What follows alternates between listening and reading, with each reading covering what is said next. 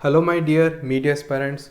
Media exams के इस platform पर मैं हरिशंकर सोनी आपका हार्दिक स्वागत करता हूं। काउंसलिंग की प्रोसेस लगभग सभी यूनिवर्सिटीज़ की स्टार्ट हो चुकी है। आईएमसी की भी जल्द होगी और आप में से जो भी लोग मेरे पास क्वेरीज लेके आ रहे थे उनके बेसिस पर मैं ये वीडियो बनाने जा रहा हूँ। काउंसलिंग की प्रोसेस को लेकर भी थोड़ा सा कन्फ्यूजन है, वो मैं दूर करूँगा। COQP 17 मास कम्युनिकेशन के पेपर कोड में टॉप के ऑप्शन कौन से हैं जिसमें काउंसलिंग करवानी चाहिए वो भी मैं आपको बताऊंगा। आईएमसी की एग्जैक्ट काउंसलिंग प्रोसेस क्या होती है वो भी मैं आपको बताऊंगा। पहली चीज़ ये कि काउंसलिंग की जो प्रोसेस है उसमें एनटीए का डायरेक्टली अब कोई रोल है नहीं। एनटीए का काम था एग्ज़ाम करवाना, फॉर्म भरवाना, एग्ज़ाम करवाना और स्कोर कार्ड देना, हो गया उसका काम। उसकी वेबसाइट से आप अपना जो है स्कोर कार्ड डाउनलोड कर लीजिए। जो भी डॉक्यूमेंट्स हैं, अपना application form, admit card, score card download करके रखिए, फर्दर आपको जो है काम आएगा। एनटीए ने जैसा ही अपना काम किया वो सारा का सारा डेटा किसको भेज दिया? यूनिवर्सिटीज़ को भेज दिया। ठीक है, तो एनटीए का काम यहाँ पे ख़त्म हो गया और आपको तो एनटीए की वेबसाइट पे जाना भी नहीं है। अब आपको वहाँ जाना है जिस यूनिवर्सिटी में आप जाना चाहते हो, उसकी वेबसाइट पर जाना है। ठीक है, तो जिस यूनिवर्सिटी में जाना चाहते हैं उसकी वेबसाइट पर आपको विजिट करना होता है। सभी वेबसाइट्स की लिंक्स एक जगह मैंने एक पीडीएफ में डाली है जो कि मैं आपको बता दूंगा। टेलीग्राम चैनल पे है हमारे, ठीक है, लिंक डिस्क्रिप्शन में मैं आपको दे दूंगा। ठीक है, जिसमें आपका एक तो इन्फॉर्मेशन बुलेटिन के अंदर जितने भी COQP 17 वाले कोर्सेज हैं उन सबको एक ही जगह रखते हुए यूनिवर्सिटीज़ की जो लिंक्स हैं, जो बेसिक डिटेल्स हैं, सबको एक पीडीएफ में डाला है ताकि एक ही पीडीएफ में आपको सब कुछ एक ही जगह मिल पाए। तो इतनी बात आपको समझ में आ गई। एनटीए का काम खत्म हो गया। अब जो भी काम होना है सब यूनिवर्सिटीज़ की वेबसाइट पे अलग अलग होना है।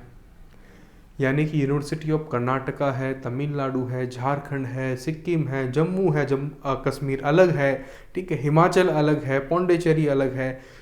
सभी यूनिवर्सिटीज़ जो है सेंट्रल यूनिवर्सिटीज़ अलग अलग है, आईएमसी अलग है। सबकी जितनी भी यूनिवर्सिटीज़ हैं सबकी अलग अलग वेबसाइट है, सबका जो पोर्टल है काउंसलिंग का अलग अलग है, सबकी काउंसलिंग जो है सेपरेटली होगी।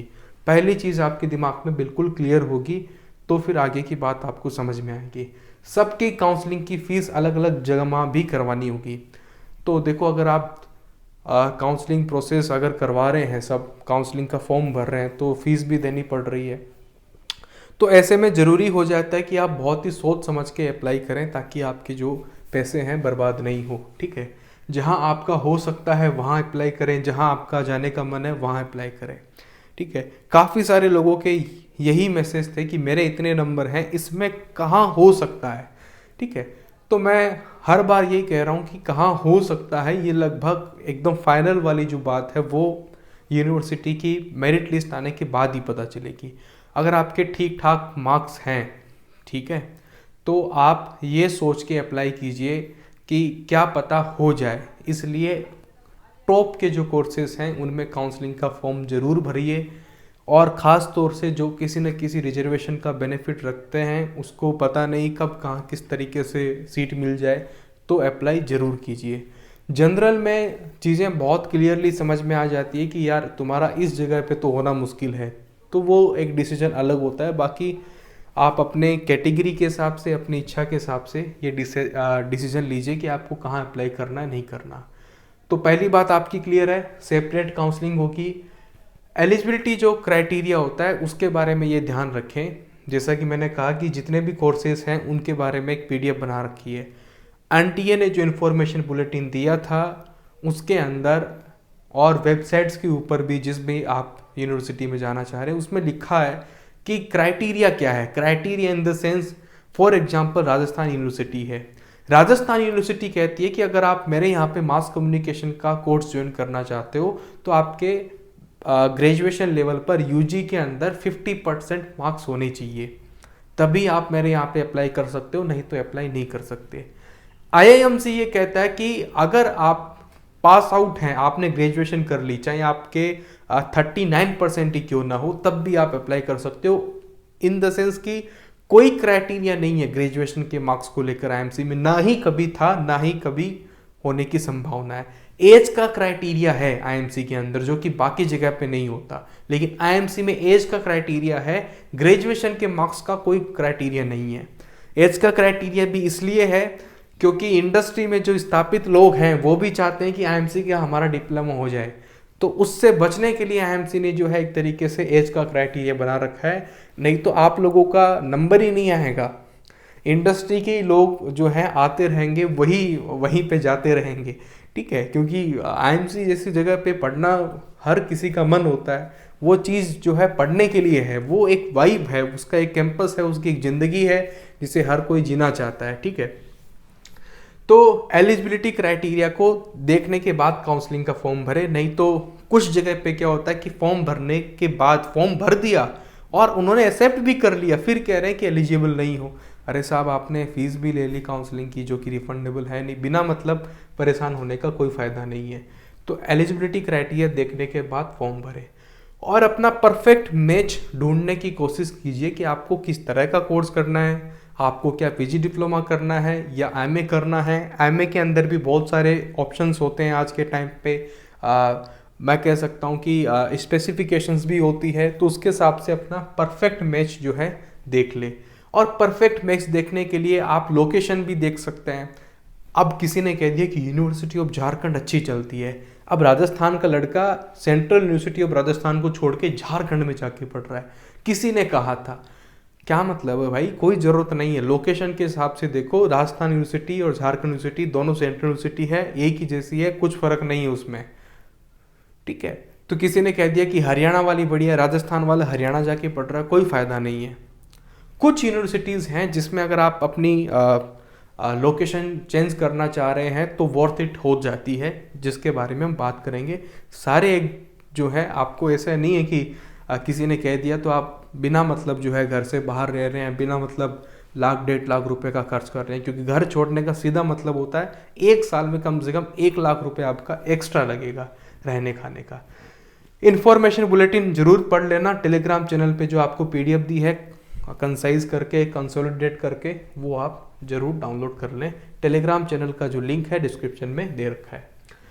अब देखो कि जो टॉप के ऑप्शन है, हर कोई जानता है कि आईएमसी की तो है ही है। आईएमसी के अंदर 5 पीजी डिप्लोमा कोर्सेज हैं, Hindi journalism, English journalism, RTV, ADPR, digital media, 5 courses हैं। 6 कैंपस है, दिल्ली है, जम्मू है, कोट्टायम है, अमरावती है, ढेंकानाल है, आइजोल है, ठीक है। ऐसे करके 6 कैंपस है। 6 कैंपस के 5 कोर्सेज के करीब 30 एक कॉम्बिनेशन बन जाते हैं, जिसमें 400 प्लस सीटें हैं। बहुत सारी सीटें हैं, ठीक है, खूब सारी सीटें हैं।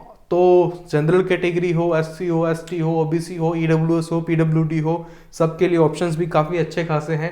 तो यहाँ पर तो बनता ही है। अब जिसको पीजी डिप्लोमा नहीं करना वो खुद जाने कि उसे क्यों नहीं करना है। बाकी पीजी डिप्लोमा यहाँ से करने के बाद भी लेटरल एंट्री के ऑप्शंस होते हैं, जिसके ऊपर मेरी वीडियोज़ आ रही है आगे, आप ध्यान देना, ठीक है। DU-DSJ भी एक ऑप्शन है। DU-DSJ का ये जो ऑप्शन है, दिल्ली स्कूल ऑफ जर्नलिज्म के अंदर एमए मास कम्युनिकेशन जर्नलिज्म नाम से कोर्स चलता है। इंटीग्रेटेड कोर्स होता है, यानी कि 3 साल का बीए, 2 साल की एमए करके इंटीग्रेटेड कोर्स है। अब बीए करने के बाद जितने लोग एग्जिट करते हैं उतनी सीटें भरने के लिए DU-DSJ में एमए के अंदर एंट्री भी होती है। करीब 50 के आसपास सीटें इस साल जो है बनती हुई दिखाई दे रही है। ऑफिशियल नोटिफिकेशन में 38 था। DU-DSJ के अंदर यूजी तो बेस्ट है, लेकिन पीजी इतना अच्छा नहीं है, प्रैक्टिकल नॉलेज नहीं है, प्लेसमेंट्स नहीं है, तो आप बहुत अच्छी उम्मीद लेके DU-DSJ मत जाइए। अच्छा बन सकता है, इसलिए मैंने इसको सेकंड पे लिखा, क्योंकि आप इंटर्नशिप वगैरह करके दिल्ली में रह रहे हैं, DU का नाम आपके साथ है, तो आप कुछ बेहतर करके दिखा सकते हैं, इसलिए मैंने इसको सेकंड पे डाल दिया। थर्ड पे है Hyderabad central university, best university है। वैसे तो वामपंथियों का गढ़ कहा जाता है, लेकिन आपको उससे मतलब नहीं है। इसके ऊपर भी मैं जल्द आप पर एक डेडिकेटेड वीडियो, अगर आप चाहेंगे तो कमेंट बॉक्स में लिख के तो बताओ क्या चाहते हो, ठीक है। तो HCU पर भी वीडियो बना देंगे। उसके अंदर 2 कोर्सेस हैं, मीडिया स्टडीज़, मीडिया प्रैक्टिस, दोनों बेस्ट कोर्स हैं, ठीक है। जिसमें आपको जाना हो जा सकते हैं, और दोनों में से कौन सा बेहतर है डिस्क्रिप्शन में उसका भी लिंक दे रहा हूँ। यूट्यूब एक वीडियो बनाई हुई है हमारी, वो आप जरूर देख लेना, ठीक है। EFLU पौंडीचेरी में दोनों में से एक भर दो, दोनों भरने का क्या मतलब है, ठीक है। EFLU भर दिया या पौंडीचेरी भर दिया, दोनों जगह पैसे देने का कोई मतलब नहीं है। लास्ट ईयर मैंने देखा कि कैंडिडेट तक भी जो है सेम थे, ठीक है। यहाँ पे एक ऑप्शन लास्ट ईयर और भी था तेजपुर, जो कि इस साल बाहर निकल गया, तो वो CUET से बाहर है। ठीक है, हिमाचल प्रदेश यूनिवर्सिटी एक बेस्ट ऑप्शन में से आता है। ठीक है, इसका भी थोड़ा नेम फेम है, इसके स्टूडेंट्स जो यहाँ पे पढ़ रहे हैं उनका रिव्यू अच्छा आया, इसलिए मैंने इसको अलग से लिखा। बाकी जम्मू है, कश्मीर है, पंजाब है, झारखंड है, राजस्थान है, हरियाणा, जितनी यूनिवर्सिटीज़ स्टेट के नाम वाली है सब की सब एक है। इसके अलावा भी जो आप देख रहे हैं बहुत सी यूनिवर्सिटीज़ है, कुछ प्राइवेट में है, कुछ गवर्नमेंट में है, लगभग एक जैसी है, उसमें कुछ खास डिफरेंस है नहीं। ये बताना कि ये उससे बेस्ट है, ये कम है, ये कोई मतलब नहीं है।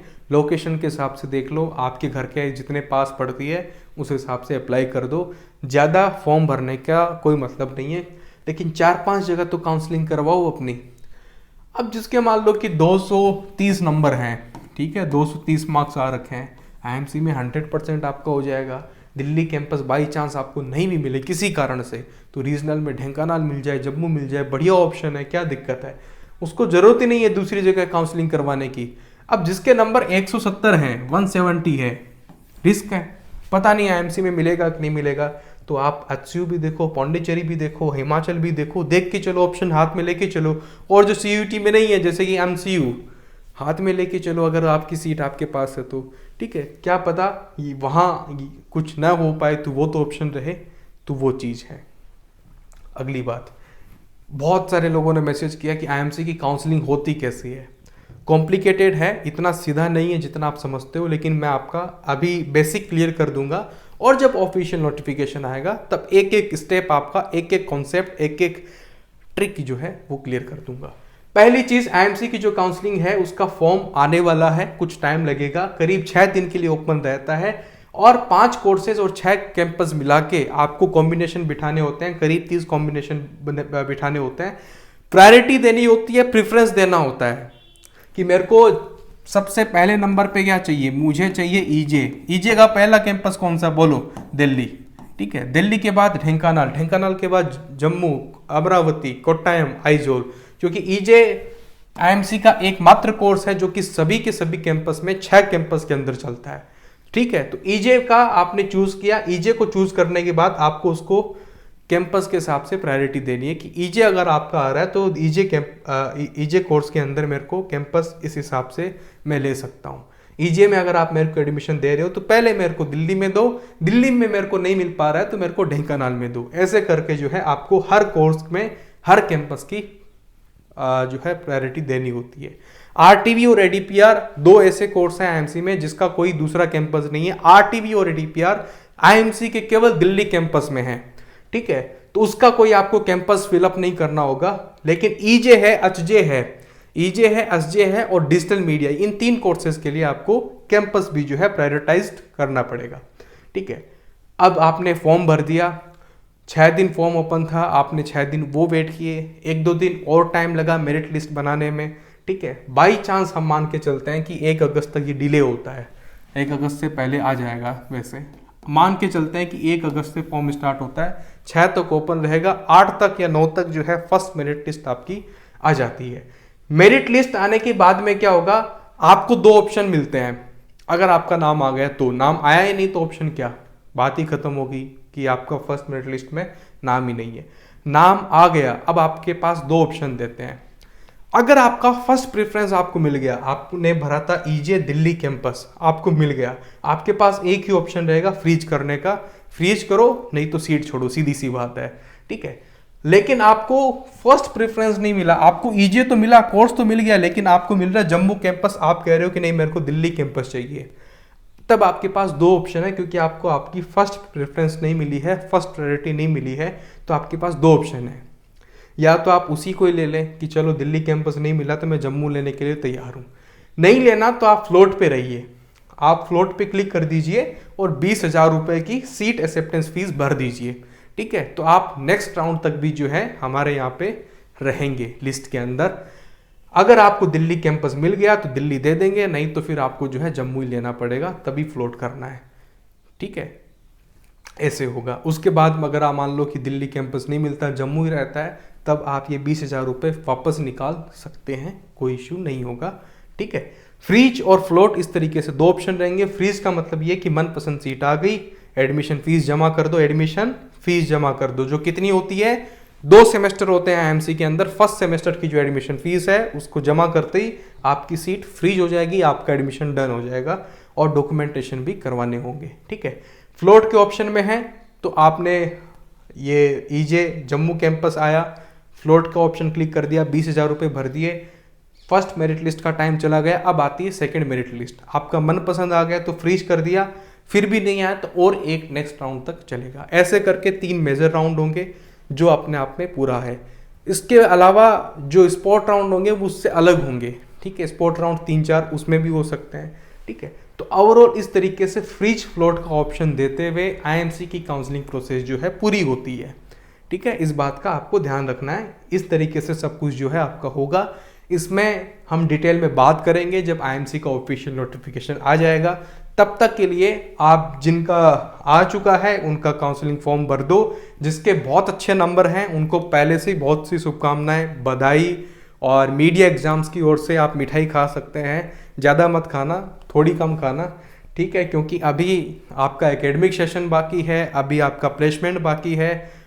और सीधी सी बात है कि हर कोई यहाँ पे आईएमसी में प्लेसमेंट के लिए जाता है, जबकि आईएमसी प्लेसमेंट की गारंटी नहीं लेता। लेकिन फिर भी आप अपनी ताकत लगाइए, आप अपना बेस्ट कीजिए।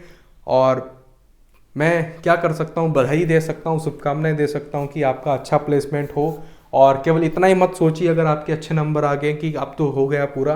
पढ़ाई करते रहिए और हमसे जुड़े रहिए। हमारा जो वीडियो अगर आपको पसंद आ रहा है, काम पसंद आ रहा है तो लाइक कर दो, शेयर कर दो, सब्सक्राइब कर दो, प्लेटफॉर्म को बड़ा बनाओ। क्योंकि इस साल इंफॉर्मेशन की कमी की वजह से इतने लोगों का नुकसान हुआ है कि मुझे खुद अंदर से लगता है कि मैं क्यों उस लड़के तक, उस लड़की तक ये इंफॉर्मेशन नहीं दे पाया। काश उसको ये बात पता होती तो वो इस तरीके से डिसीजन ले सकता था, उसका नुकसान नहीं होता। तो इंफॉर्मेशन की कमी की वजह से किसी का नुकसान नहीं हो, तो इसलिए मीडिया एग्जाम्स के इस प्लेटफॉर्म को बड़ा बनाइए। इस वीडियो में इतना ही दोस्तों, थैंक यू वेरी मच। आगे मिलते रहेंगे। चैनल सब्सक्राइब जरूर करना क्योंकि आगे कई फर्दर अपडेट्स जो है मैं आपके लिए लेके आऊँगा जो आपके लिए बहुत जरूरी होंगे। Thank you very much, all the best.